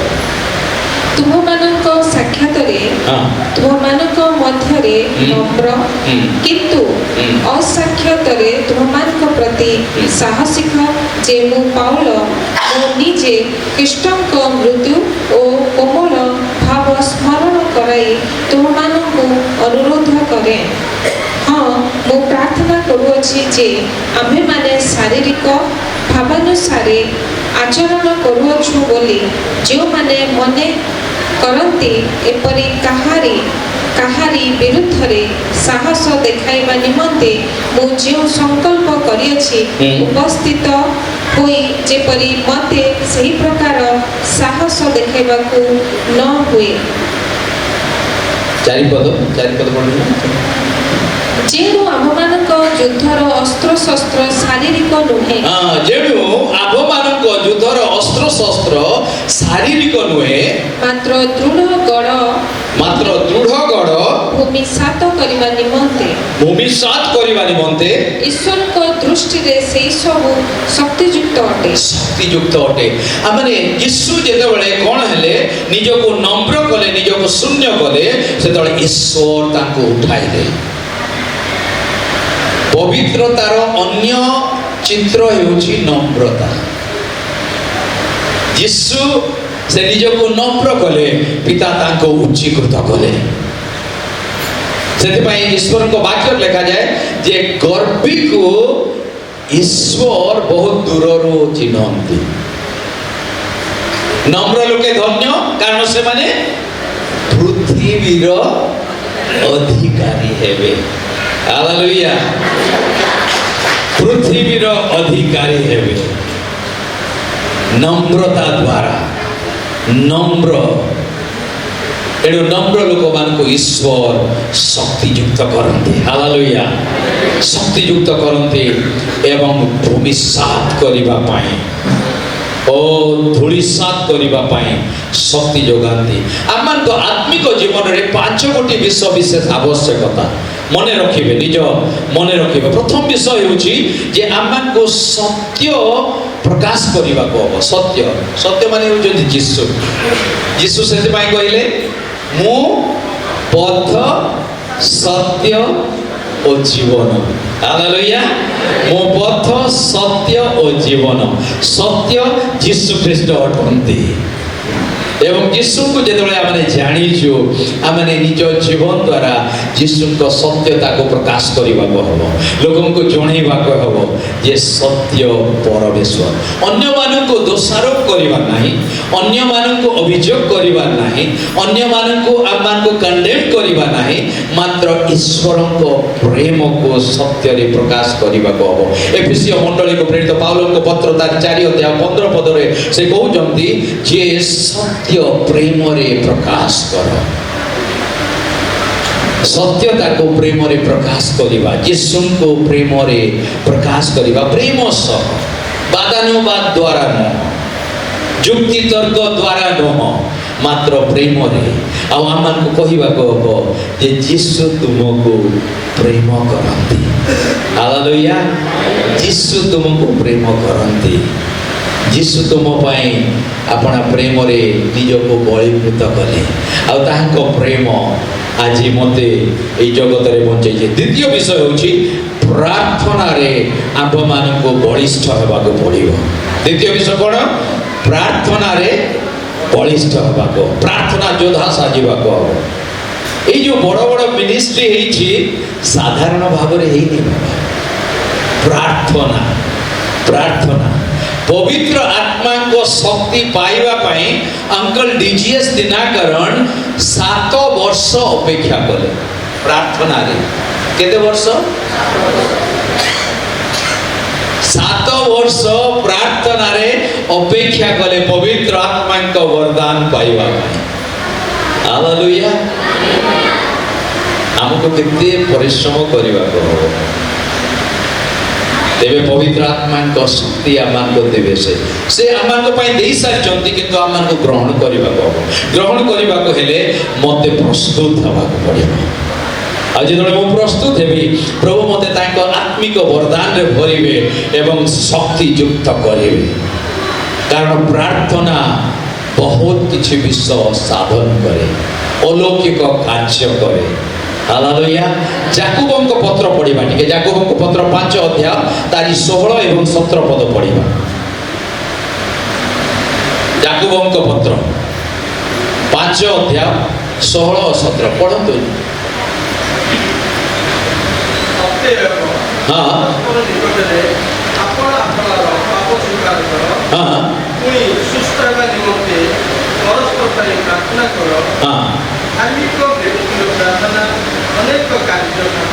ହାଲେଲୁୟା। ଧାର୍ମିକ ବ୍ୟକ୍ତିର ପ୍ରାର୍ଥନା ଅନେକ କଣ କରେ? କାର୍ଯ୍ୟ ସାଧନ କରେ। Hallelujah, hallelujah. ମୁଁ ପଚାରିବିନି ଆପଣମାନେ କେତେ ସମୟ ପ୍ରାର୍ଥନା କରୁଅଛନ୍ତି, ମୁଁ ମଧ୍ୟ କହିବିନି ମୁଁ କେତେ ସମୟ ପ୍ରାର୍ଥନା କରୁଛି, କିନ୍ତୁ ଲେଖା ଯାଉଛି ଧାର୍ମିକ ବ୍ୟକ୍ତିର ପ୍ରାର୍ଥନା ଅନେକ କାର୍ଯ୍ୟ ସାଧନ କରେ। Hallelujah, hallelujah. ଏଣୁ ପ୍ରାର୍ଥନାକୁ ଆମେ ହେୟଜ୍ଞାନ କରିବା ନାହିଁ। ପ୍ରାର୍ଥନା ହେଉଛି ଆମମାନଙ୍କ ଚାବିକାଠି। ଯୀଶୁ ପ୍ରତିଜ୍ଞା ଦେଲେ, ଅଧିକାର ଦେଲେ ଯେ ତୁମେ ଯେତେବେଳେ ଏଇ ଧରା ପୃଷ୍ଠରେ ଯାହା ବନ୍ଦ କରିବ, ମାନେ ପ୍ରାର୍ଥନା ଯାହା ବନ୍ଦ କରିବ, କୋଉଠି ବନ୍ଦ ହବ? ସ୍ୱର୍ଗରେ ବନ୍ଦ ହବ। ଏଠି ଯାହା ଖୋଲିବ ସ୍ୱର୍ଗରେ ଖୋଲାଯିବ। ଆପଣଙ୍କ ହାତରେ ସେଇ କ୍ଷମତା ଦେଇଛନ୍ତି, ବଳ ଦେଇଛନ୍ତି, ଶକ୍ତି ଦେଇଛନ୍ତି। ପବିତ୍ର ଆତ୍ମାଙ୍କ ଦାନ ନେଇ, ପବିତ୍ର ଆତ୍ମାଙ୍କ ସାହାଯ୍ୟରେ ଆମେ ପ୍ରାର୍ଥନାରେ ନିଜକୁ ବଳିଷ୍ଠ କରିବା। ଏବଂ ପ୍ରାର୍ଥନା, ଧାର୍ମିକ ବ୍ୟକ୍ତିର ପ୍ରାର୍ଥନା ଅନେକ କାର୍ଯ୍ୟ ସାଧନ କରେ। ହାଲେଲୁୟା। ଅଲୌକିକ କାର୍ଯ୍ୟ ଯଦି ଦେଖିବାକୁ ଚାହୁଁଛନ୍ତି, ଆଶ୍ଚର୍ଯ୍ୟ କର୍ମ ନିଜ ଜୀବନରେ ପାଇବାକୁ ଚାହୁଁଛନ୍ତି, ଅନ୍ୟମାନଙ୍କ ଜୀବନରେ ଈଶ୍ୱରଙ୍କ ଅଦ୍ଭୁତ କାର୍ଯ୍ୟ ସମ୍ଭବ ହେଉ, ସଫଳ ହେଉ ବୋଲି ଯଦି ଆପଣମାନେ ଚାହୁଁଛନ୍ତି, ଆପଣମାନଙ୍କ ଜୀବନରେ ପ୍ରାର୍ଥନାର ଯୋଦ୍ଧା ହେବାର ଅଛି। ପ୍ରାର୍ଥନାର ଯୋଦ୍ଧା ହେବାର ଅଛି।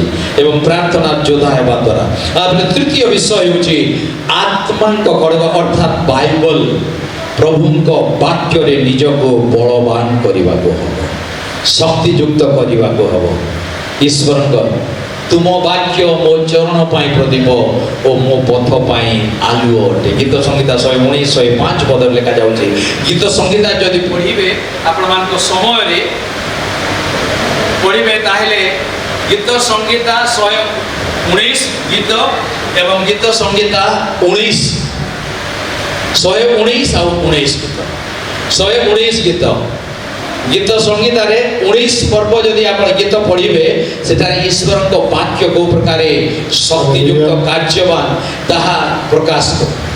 ଏବଂ ଗୀତ ସଂହିତା 119 ଗୀତ, ଆଉ 119 ଗୀତ ହେଉଛି ସବୁଠାରୁ ଲମ୍ବା ଗୀତ। ଆଉ ସେଠି 176 ପଦ ବୋଧେ ଅଛି 119 ଗୀତରେ।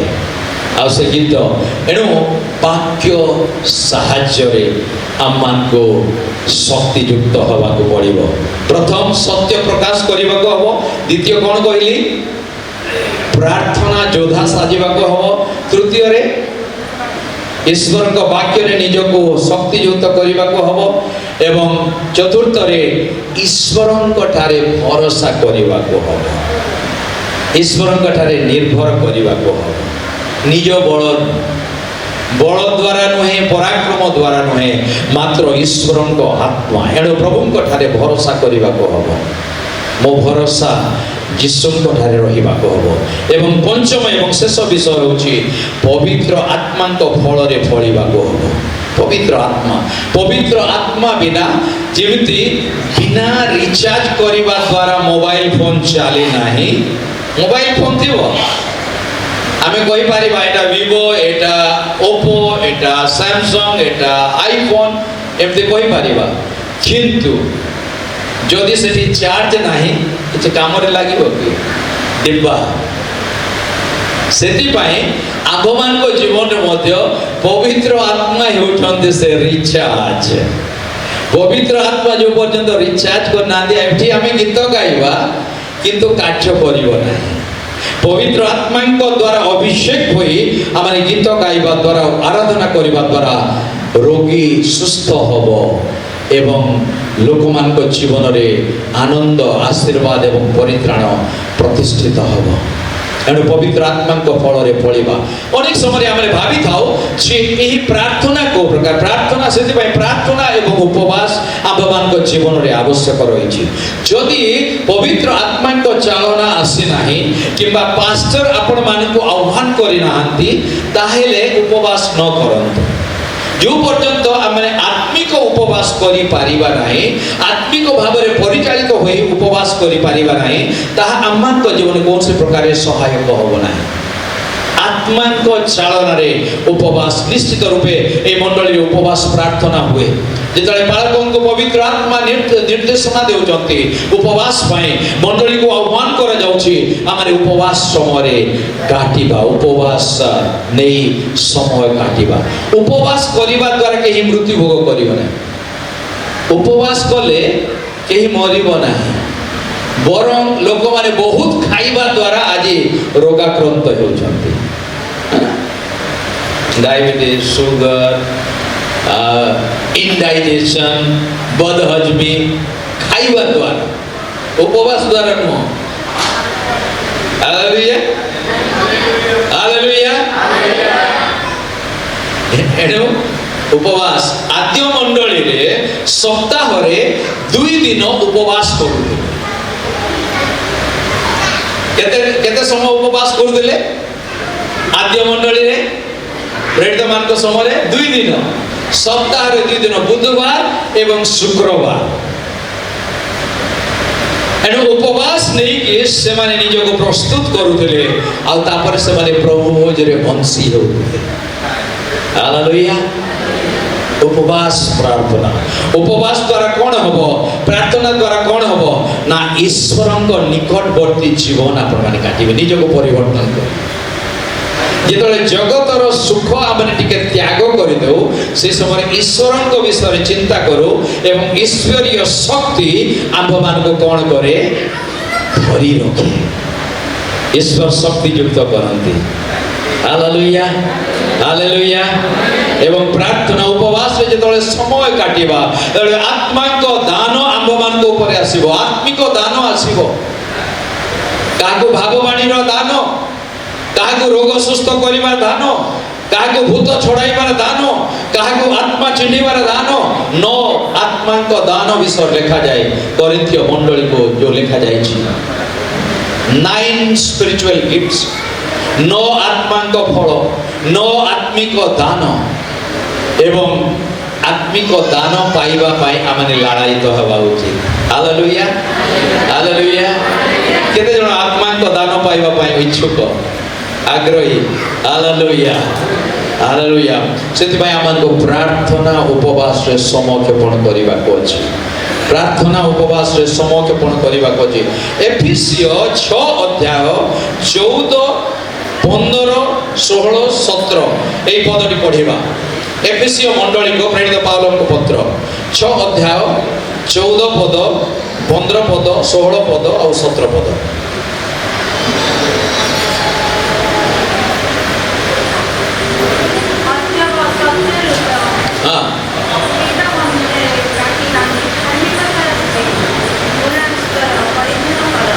ସେଠାରେ ଏଠାରେ ମୁଁ କହିଦେଉଛି ସାରାଂଶ। ଏଠାରେ ଆମେ କୋଉ ପ୍ରକାର ଆତ୍ମିକ ଯୁଦ୍ଧ ନିମନ୍ତେ ନିଜକୁ ପ୍ରସ୍ତୁତ କରିବା ସେଇ ବିଷୟରେ ଲେଖାଯାଉଛି। ଆତ୍ମିକ ଅସ୍ତ୍ରଶସ୍ତ୍ର, ଯେମିତି ଆମେ ଯଦି ଶାରୀରିକ ଭାବରେ ଯୁଦ୍ଧ କରିବାକୁ ଯାଉଛୁ, ତଲୱାର ନେଇକି ଯାଉଛନ୍ତି, ସାଞ୍ଜୁଆ ନେଇକି ଯାଉଛନ୍ତି, ତାପରେ ଆମମାନଙ୍କ ମସ୍ତକରେ ଶିରସ୍ତ୍ରାଣ, ଉରସ୍ତ୍ରାଣ ସବୁ କଟିବନ୍ଧନ ସବୁ କରାଯାଉଛି। ଠିକ୍ ଆତ୍ମିକ ଯୁଦ୍ଧ ନିମନ୍ତେ ଏଠାରେ ସରଞ୍ଜାମ ଅସ୍ତ୍ରଶସ୍ତ୍ର ଦିଆଯାଇଛି। ଆଉ ସେ ଅସ୍ତ୍ର ଶସ୍ତ୍ର ନେଇ ଆମେ ଆତ୍ମିକ ଯୁଦ୍ଧ କରିପାରିବା ଏବଂ ନିଜକୁ ପ୍ରସ୍ତୁତ କରିପାରିବା, ଯଦ୍ୱାରା ଆମେ ଏହି ଜଗତରେ ଆତ୍ମିକ ଯୁଦ୍ଧ ଜୟ କରିପାରିବା। ହାଲେଲୁୟା। ଆତ୍ମିକ ଯୁଦ୍ଧ ଅନେକ ସମୟରେ ଆମେ ଭାବିଥାଉ ଯେ ଜ୍ୱର ହେଉଛି, ତାକୁ ଜ୍ୱର ହେଉଛି, ଆମେ ଚିନ୍ତାରେ ପଡ଼ିଯାଉ, ଆମେ ଚିନ୍ତାରେ ପଡ଼ିଯାଉ, ଜ୍ୱର ହେଉଛି, ଜ୍ୱର କେବେ ଛାଡ଼ିବ, ସାଙ୍ଗେ ସାଙ୍ଗେ ଔଷଧ ଆଣ ନାହିଁ। ଆମକୁ ବାକ୍ୟ ଘୋଷଣା କରିବାକୁ ଅଛି ଜ୍ୱରରୁ ସୁସ୍ଥ ହେବା ପାଇଁ। ହାଲେଲୁୟା। ଘୋଷଣା କରିବାକୁ ପଡ଼ିବ, ଆଉ ବାକ୍ୟରେ ସେ ଶକ୍ତି ଅଛି। ସେଥିପାଇଁ ଆମେ ପଢ଼ିଲୁ ଯେ ଧାର୍ମିକ ବ୍ୟକ୍ତିର ପ୍ରାର୍ଥନା ଅନେକ କାର୍ଯ୍ୟ ସାଧନ କରେ। ହାଲେଲୁୟା। ଗୀତ ସଂଗୀତା ତାରି 107:20 ପଦରେ ଲେଖାଯାଏ ଯେ ସେ ବାକ୍ୟ ପଠାଇ ସୁସ୍ଥ କରନ୍ତି। ବାକ୍ୟ ପଠାଏ। ଏଣୁ ବାକ୍ୟ ଆମ୍ଭମାନଙ୍କୁ ଗ୍ରହଣ କରିବାକୁ, ଏଣୁ ପ୍ରାର୍ଥନା ଉପବାସ ଦ୍ୱାରା ଆମେ ନିଜ ଜୀବନକୁ ପରିବର୍ତ୍ତନ କରୁ ଏବଂ ତଦ୍ୱାରା ଈଶ୍ୱର ଅଦ୍ଭୁତ କାର୍ଯ୍ୟ କରନ୍ତି। ଲୁକ ପ୍ରଥମ ଅଧ୍ୟାୟ 37 ପଦ ଟିକେ ପଢ଼ିବେ।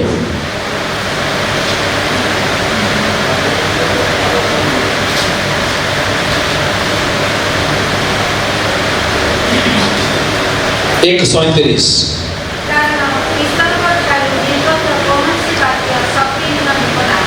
କାରଣ ଈଶ୍ୱରଙ୍କ ଠାରୁ ନିର୍ଗତ କୌଣସି ବାକ୍ୟ ଶକ୍ତିହୀନ ହେବ ନାହିଁ।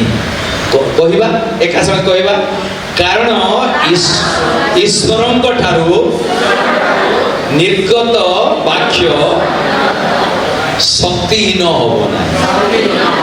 ଏଣୁ ଈଶ୍ୱରଙ୍କ ବାକ୍ୟ ଆମକୁ ଅଧ୍ୟୟନ କରିବାକୁ ପଡ଼ିବ। ହାଲେଲୁୟା। ଆମେ କହିବା ଯେ ନା ମୁଁ ବହୁତ ପ୍ରାର୍ଥନା କରୁଛି, ବାକ୍ୟ ପଢ଼ିବିନି, ନା ଚଳିବନି। ବାକ୍ୟ, ପ୍ରାର୍ଥନା, ଉପବାସ ଏଟା ଏକା ସଙ୍ଗେ ଗମନ କରେ। ଆଉ ଯେତେ ଆମେ ପ୍ରାର୍ଥନାରେ ବସିବା, ବାକ୍ୟ ପଢ଼ିବା, ଆମେ ଆରାଧନା କରିବା, ଉପାସନା କରିବା, ଆମେ ଆରାଧନାର ସମୟ ବିତେଇବା। ସେଥିପାଇଁ ଯେତେବେଳେ ଆମେ ଉପବାସ ପ୍ରାର୍ଥନାରେ ଅଛୁ, କିଛି ସମୟ ଆମକୁ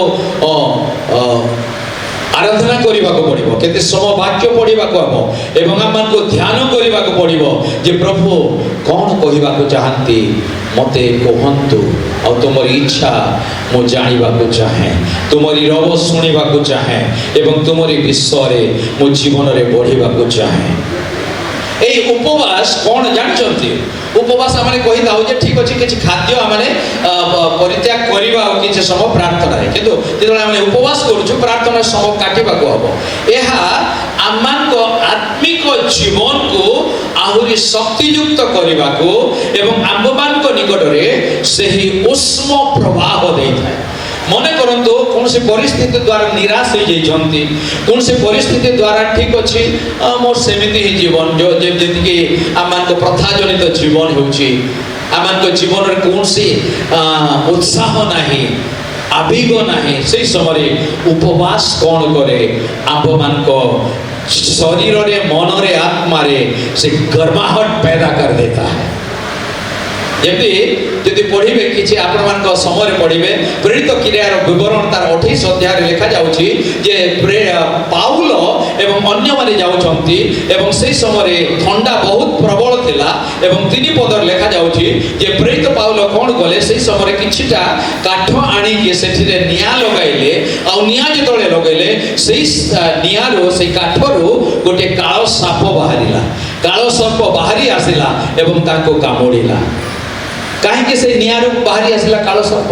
যেহেতু গরমাহট সমস্ত কোণ মন্দতাকে বাহার করিদেব এবং ঈশ্বরଙ୍କ পবিত্রতা আমମାନଙ୍କ জীবନରେ ভরিদেব। এণু উপবাস দ্বারা আমମାନଙ୍କ জীবନରେ ঈশ্বরଙ୍କ ସେ ଆତ୍ମିକ ଉଷ୍ମତା ପ୍ରବାହ ହୋଇଥାଏ ଏବଂ ଆମେ ଈଶ୍ୱରଙ୍କୁ କେବଳ ଧ୍ୟାନ କରିଥାଉ। ଏଥି ନିମନ୍ତେ ଆମେ ପୁରାତନ ନିୟମରେ ଅନେକ ସ୍ଥାନରେ ଦେଖୁଛୁ ଯୀଶୁ ମଧ୍ୟ 40 ଦିନ ଏବଂ 40 ରାତି ଉପବାସ କରିଥିଲେ। এই ସମୟରେ ବିଭିନ୍ନ ମଣ୍ଡଳୀରେ ଲେଣ୍ଟ ପିରିୟଡ଼ କହନ୍ତି ଏବଂ 40 ଦିନ ଧରି ଅନେକ ଉପବାସ ପ୍ରାର୍ଥନା କରନ୍ତି। ଏହା ଦ୍ୱାରା ପ୍ରଥମେ କ'ଣ ହୁଏ, ମୁଁ ନିଜକୁ ପରିବର୍ତ୍ତନ କରେ, ମୁଁ ପରିବର୍ତ୍ତନ ହୁଏ। ମୋ ଜୀବନରେ ଥିବା ସମସ୍ତ କଳୁଷତା, ମୋ ଜୀବନରେ ଥିବା ସମସ୍ତ ଖରାପ ଅଭ୍ୟାସ, ମୋ ଜୀବନରେ ଥିବା ସମସ୍ତ ଅପବିତ୍ରତା ଦୂର ହୁଏ ଏବଂ ଈଶ୍ୱରଙ୍କ ପବିତ୍ରତାରେ ମୁଁ ଆଚରଣ କରିବାକୁ ଆରମ୍ଭ କରେ। ଏଣୁ ଉପବାସ ପ୍ରାର୍ଥନା ଦ୍ୱାରା ମୁଁ ନିଜକୁ ପ୍ରସ୍ତୁତ କରେ ଈଶ୍ୱରଙ୍କ ଶକ୍ତିଯୁକ୍ତ କାର୍ଯ୍ୟ କରିବା ପାଇଁ। ଖ୍ରୀଷ୍ଟରେ ପ୍ରିୟ ମଣ୍ଡଳୀ, ଆମମାନଙ୍କ ଜୀବନରେ ଆତ୍ମିକ ଯୁଦ୍ଧ ନିମନ୍ତେ ପ୍ରାର୍ଥନା, ଉପବାସ, ଈଶ୍ୱରଙ୍କ ବାକ୍ୟ ନିତାନ୍ତ ଆବଶ୍ୟକ ଅଛି। ଆଉ ସେହି ସ୍ଥାନରେ ଆମେ ଦେଖୁଛୁ ଯେ ମାଥ୍ୟୁ 17 ଅଧ୍ୟାୟ ପଢ଼ିବାର ସମୟ ନାହିଁ, ମୁଁ ସମାପ୍ତ କରିବାକୁ ଯାଉଛି, ତାପରେ ପ୍ରାର୍ଥନା କରିବି। ଆମେ ପ୍ରାର୍ଥନାର ସମୟ କିଛି କ୍ଷେପଣ କରିବା ଏବଂ ପବିତ୍ର ଆତ୍ମାଙ୍କ ସେହି ଶକ୍ତିକୁ ଆମେ ମାଗିବା, ପବିତ୍ର ଆତ୍ମାଙ୍କ ବରଦାନକୁ ମାଗିବା, ପବିତ୍ର ଆତ୍ମାଙ୍କ ଦାନକୁ ଆମେ ମାଗିବା, ଯେପରି ପବିତ୍ର ଆତ୍ମା ଆମ୍ଭମାନଙ୍କୁ ତାଙ୍କ ଶକ୍ତିରେ ଶକ୍ତିଯୁକ୍ତ କରିବେ। 17 ଅଧ୍ୟାୟରେ ଲେଖାଯାଉଛି ଯିଏ ଏଠାରେ କ'ଣ ହେଉଛି, ପ୍ରଥମରେ ଦେଖାଯାଉଛି ଯେ ଯୀଶୁ ପର୍ବତକୁ ଯାଇଛନ୍ତି ଏବଂ ପିତର ଯୋହନ ଏବଂ 3 ଜଣ ଶିଷ୍ୟଙ୍କ ସହିତ ଗଲେ। ମାଥ୍ୟୁ 17 ବର୍ଗ ବାହାର କରିବ ଟିକେ, କିଛି ସମୟ 2 ମିନିଟ୍। ମାଥ୍ୟୁ 17 ପ୍ରଥମ ପଦରୁ ଟିକେ ପଢ଼।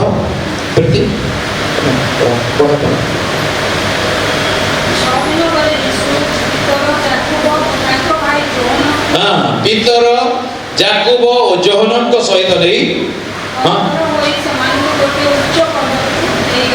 ଉଚ୍ଚ ପର୍ବତକୁ ନେଇଗଲେ। ଆଉ ସେହି ସ୍ଥାନରେ ଆମେ ଦେଖୁଛୁ ଯୀଶୁଙ୍କର ପରିବର୍ତ୍ତନ ହେଉଛି, ରୂପ ପରିବର୍ତ୍ତନ ହେଉଛି। ଯେତେବେଳେ ଆପଣମାନେ ପ୍ରାର୍ଥନାରେ ସମୟ କ୍ଷେପଣ କରିବେ, ମୋତେ ଟିକେ ଶୁଣନ୍ତୁ, ଯୀଶୁ ଯେତେବେଳେ ପ୍ରାର୍ଥନାରେ ସମୟ କ୍ଷେପଣ କରିବେ, ଉପବାସରେ ସମୟ କ୍ଷେପଣ କରିବେ, ଆପଣଙ୍କ ଚେହେରା ବଦଳିଯିବ। ଆମକୁ ଫେୟାର ଆଣ୍ଡ ଲଭଲିର କିଛି ଆବଶ୍ୟକ ନାହିଁ। ସେ ସମୟ ପବିତ୍ର ଆତ୍ମା ଆମଙ୍କ ଚେହେରା ବଦଳେଇ ଦେବେ।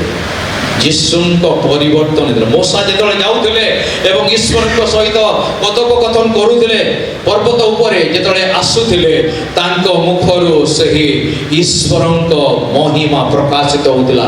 ଲୋକମାନେ ଆପଣ ମୁଖ ଆଚ୍ଛାଦନ କରୁଥିଲେ, ଦେଖିପାରୁନଥିଲେ। ଆପଣମାନେ ଚେଷ୍ଟା କରନ୍ତୁ, ପବିତ୍ର ଆତ୍ମାଙ୍କ ସେ ଶକ୍ତିରେ ଶକ୍ତିଯୁକ୍ତ ହେବେ। ହଁ, ତାପରେ 21 ପଦ, ସେଇ 17-21। କିନ୍ତୁ ପ୍ରାର୍ଥନା ଓ ଉପବାସ ବିନା ଅନ୍ୟ କୌଣସି ଉପାୟରେ ଏ ପ୍ରକାର ଭୂତ ବାହାରି ଯାଏ ନା। ଏଠାରେ କ'ଣ ହେଇଛି, ଜଣେ ପିଲାକୁ ଭୂତ ଲାଗିଛି, ଆଉ ସେ ପିଲାକୁ ଶିଷ୍ୟମାନଙ୍କ ସହିତ ଲୋକମାନଙ୍କର ବାଦାନୁବାଦ ହେଉଛି। ଶିଷ୍ୟମାନେ ସେ ଭୂତ ଛଡ଼େଇ ପାରିଲେ ନାହିଁ। ଯେତେବେଳେ ଛଡ଼େଇ ପାରିଲେ ନାହିଁ, ସେହି ସମୟରେ ଯୀଶୁଙ୍କ ପାଖକୁ ଆସିଲେ, କ'ଣ ତମେ କାହିଁକି ବାଦାନୁବାଦ କରୁଛ? ଏଣୁ ଯୁକ୍ତି ତର୍କ ଯଦି ଆମେ କରିବା, ଈଶ୍ୱରଙ୍କ ଶକ୍ତିର ଉପସ୍ଥିତି ପାଇପାରିବା ନାହିଁ। ଆଜିକାଲି ଲୋକମାନେ ଅନେକ ସମୟରେ ଯେ ବିଭିନ୍ନ ପ୍ରକାର ବିଷୟ ନେଇ ଯୁକ୍ତି ତର୍କ କରିଥାନ୍ତି। ଖ୍ରୀଷ୍ଟିଆନ ମାନଙ୍କ ମଧ୍ୟରେ ଯୁକ୍ତି ତର୍କର ସ୍ଥାନ ନାହିଁ, ବାଇବେଲ ମନା କରୁଅଛି। କେବଳ ଆମମାନଙ୍କୁ ସିମ୍ପଲ ବିଶ୍ୱାସ କରିବାକୁ ହେବ ଯେ ଯୀଶୁ ଈଶ୍ୱରଙ୍କ ଅଦ୍ୱିତୀୟ ପୁତ୍ର, ଏକମାତ୍ର ପୁତ୍ର। ସେ ମୋ ନିମନ୍ତେ ଏହି ଜଗତର ପରିତ୍ରାଣ କରିବା ପାଇଁ ସେ ମଲେ ସମାଧି ପ୍ରାପ୍ତ ହେଲେ ଏବଂ 3 ଦିନ ପରେ କବରରୁ ସେ ଉଠିଲେ ଏବଂ ସ୍ୱର୍ଗାରୋହଣ କଲେ ଏବଂ ସେ ଶୀଘ୍ର ଆସୁଅଛନ୍ତି। हालेलुया, जल्द आने वाला यीशु है। हालेलुया, यीशु जल्द आ रहा है।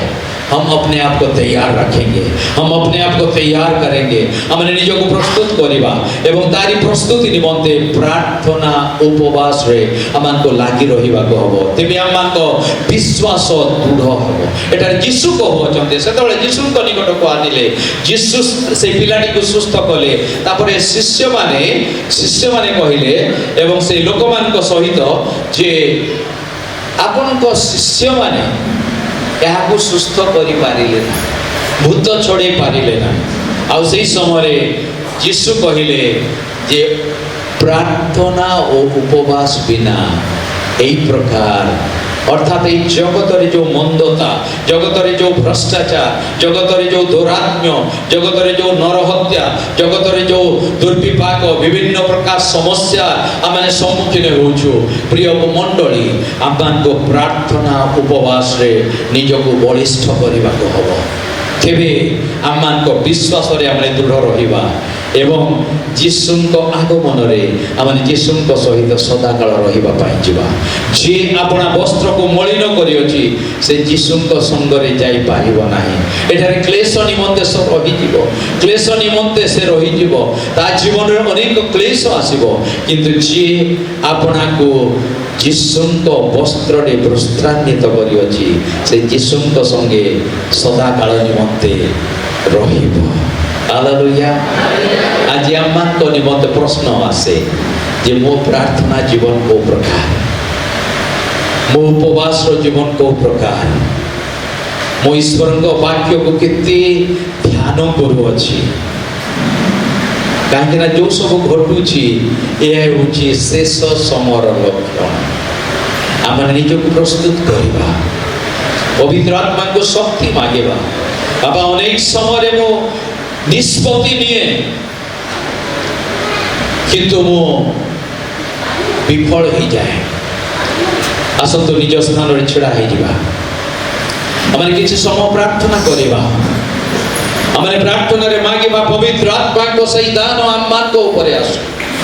କାରଣ ପବିତ୍ର ଆତ୍ମା ସେ ଆମମାନଙ୍କୁ ଆପଣା ସେଇ ଶକ୍ତିରେ ଶକ୍ତିଯୁକ୍ତ କରିବା ପାଇଁ ସେ ସକ୍ଷମ ପରମେଶ୍ୱର। ଆଖି ବନ୍ଦ ରହିବ, ଆମେ ହସ୍ତ ଉତ୍ତୋଳନ କରିବା, ହାତ ଉପରକୁ ଉଠାଇବା, ପ୍ରଭୁଙ୍କ ନିକଟରେ ମାଗିବା। ଆମମାନଙ୍କ ଜୀବନ ସାଧାରଣ ଜୀବନ ନୁହେଁ, ଆମମାନଙ୍କ ଜୀବନ ଅସାଧାରଣ ଜୀବନ। Hallelujah, hallelujah, hallelujah, hallelujah, hallelujah. ମୁହ ଖୋଲିବା। गीत संगीता 81:10 में लिखा जाए, तो अपने मुंह को पसार, मैं उससे भरूंगा। अमन येते अम्मान को मुह खोलिबा सेते से अम्मान को भरिबे। हालेलुया। आखि बंद रहिबा, आमे केही कहा को अनेइबा नहीं, केवल आमे यीशु को अनेइबा। यीशु तुम सही शक्ति रे मते भरि दियो, केही तुनी रहिबा नहीं। आमे मागिबा, आमको कुआ जाय छे मागो दिया जीव। ब्राला लिबाराह नमा लिब्रेहे नमा शिबांदा नहलबा लिब्रेहे नमा रबांदा नहलबो। Wonderful Holy Spirit, mighty God, Ola breke namaha rubahalaba riba baba balaha libanda nahalaba. Wonderful, wonderful.